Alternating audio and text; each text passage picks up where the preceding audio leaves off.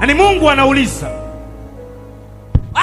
niambie nimekunyima nini mwaka 2021?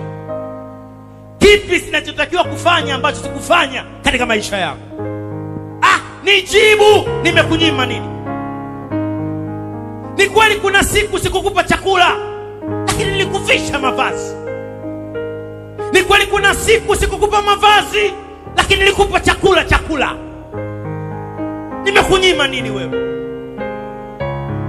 Ni kweli sikukupa mtoto, lakini nilikupa ndoa basi. Wewe nimekunyima nini wewe?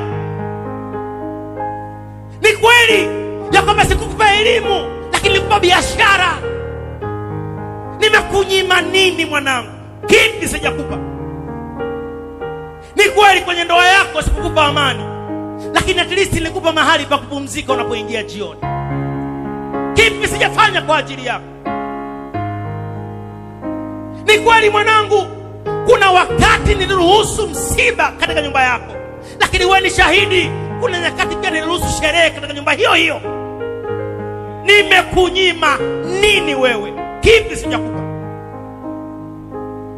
Ni kweli kuna wakati niliruhusu uwe na ugonjwa, lakini nilikuponya basi. Nini nimekunyima wewe? Ni kweli nimeruhusu unaugua, tena watu wanasema ni ugonjwa ambao utakuua, lakini hata wewe ni shahidi, kwani umekufa? Nimekunyima nini wewe? Kipi sijafanya kwa ajili yako? Ni kweli nimekunyima gari, sijakupa, lakini nimekupa miguu inayotembea isiyochoka.